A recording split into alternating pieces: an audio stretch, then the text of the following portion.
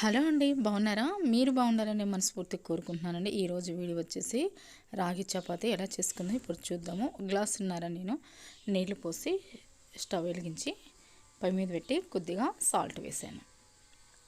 మనకి సరిపడినంత సాల్ట్ అండి. నేను ఈ చిన్న కప్పుతో ఒక కప్పు తీసుకున్నాను రాగి పిండి. చూడండి, మసులుతున్నాయిగా నీళ్ళు. దాంట్లో పోసి బాగా తిప్పుకోవాలన్నమాట. బాగా తిప్పుకుంటే అది చక్కగా దగ్గరగా అవుతుంది.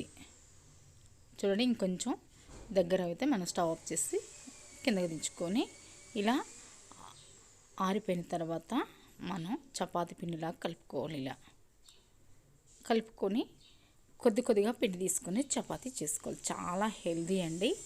ఇంకా దీంట్లో మీరు ఏదైనా యాడ్ చేసుకోవచ్చు. నేనైతే ప్లెయిన్గా చేసుకున్నాను అనమాట. చాలా టేస్ట్గా ఉంది, చాలా హెల్దీ అనమాట. వారంలో ఇలా రాగి జావ కానీ చపాతీ కానీ ఇలా చేసుకొని తింటే చాలా చాలా హెల్త్కి మంచిదండి. మన ఎముకలు బాగా దృఢంగా ఉంటాయి.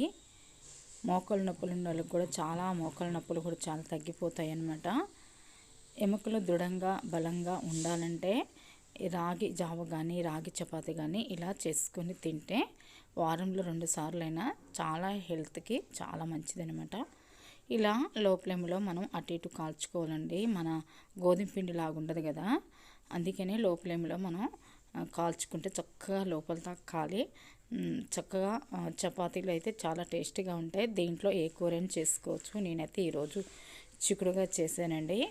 చిక్కుడుగాయలు చాలా చాలా టేస్ట్గా ఉందన్నమాట. ఈ రాగి చపాతీ చాలా బాగుంది ఈ కాంబినేషను. ఒకవేళ మీకు నచ్చినట్లయితే మాత్రం తప్పకుండా ఇలా ఒకసారి ట్రై చేయండి.